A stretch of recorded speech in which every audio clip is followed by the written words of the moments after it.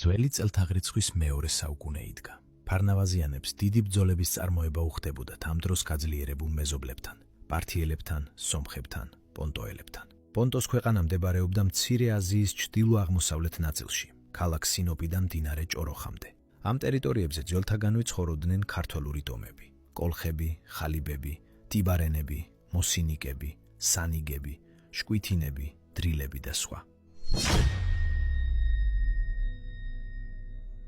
პონტოს დამოუკიდებელი სახელმწიფო შეიქმნა მე-3-მე-3 საუკუნეთა მიჯნაზე, იმ დროს, როცა მცხეთაში ტახტზე დაჯდა ფარნავაზი. პონტოს სამეფო დინასტიის დამაარსებელი იყო მითრიდატე I. მეორე საუკუნის დამდეგს დასავლეთიდან დაიძრა მსოფლიოს ახალი მძლავრი დამპყრობელი რომი. 190 წელს რომაელებმა სასტიკად დაამარცხეს სელევკიდური სირიის ჯარები და ხელი მიყვეს აზიაში რომაული წესრიგის დამყარებას. იმ დროისათვის აღმოსავლეთში ერთადერთი სახელმწიფო, რომელიც რომაელთა ჩამოსახლებას მტრულად შეხვდა, იყო პონტოს სამეფო. პონტოს მაშინდელ მეფეს, ფარნაკეს, რომაელებისათვის არც დამხმარე ძალები გაუგზავნია, არც სხვა რაიმე კავშირი გაუბამს მათთან. უფრო მეტიც, ფარნაკემ დაიწყო ომი რომის მფარველობის ქვეშ მყოფი პერგამოსის წინააღმდეგ. ეს ომი პირველ ხანებში პონტოელთა დიდი წარმატებით მიდიოდა, მაგრამ ბოლოს პერგამოსის, კაპადოკიის, ბითინიის, გალატიისა და პაფლაგონიის კავშირმა რომის დახმარებით ფარნაკე დაამარცხეს და წინა წლებში დაპყრობილ ტერიტორიებზე ხელი ააღებინეს. 150 წელს პონტოს სამეფო ტახტზე ავიდა მითრიდატე მე-5 ევერგეტი, რომელმაც რომისადმი მტრული დამოკიდებულება მეგობრული ურთიერთობით შეცვალა. იგი ყოველ საჭირო შემთხვევაში რომს დამხმარე საომარ ძალებსაც უგზავნიდა. ამავდროულად კაპადოკიაში შეიჭრა და გაიმარჯვა კიდეც ბრძოლაში.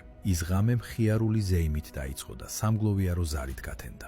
ნაომარი და ნაქეიფარი მეფე მითრიდატე ევერგეტი სარეცელზე იწვა გულში მახვილგარჯობილი.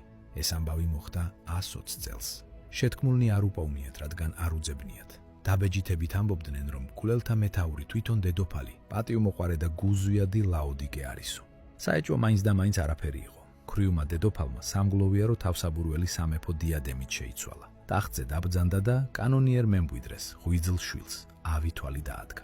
წესისამებრ სამეფო ტახტი ეკუთვნოდა უფროს ვაჟს, რომელიც იმ ტრაგედიის ჟამს 11 წლისა გამხდარიყო. მითრიდატე მე-6 ეუპატორი, დიდი დიონისე. იგი დაიბადა ძველი წელთაღრიცხვით 132 წელს, ქალაქ სინოპში.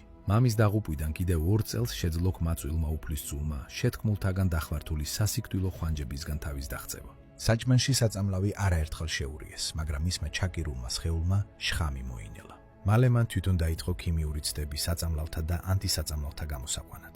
ცხოვრების ყოველი კუნჯულიდან ჩასაფრებული სიკვდილის მომლოდინე პირში ლუგმასაც არ ჩაიდებდა, თუ თან ანტისაწამლავს არ შეაყოლებდა. მისი სხეული შხამებს ისე შეეჩვია, რომ უცილობელ ჟამს თავის მოკლისთვის მისი ხელითვე დამზადებული საწამლავი, რომლის ერთი წვეთი სპილოსაც კი ძივს დასცემდა, უბრალო მწარეწყლად გადაიქცა.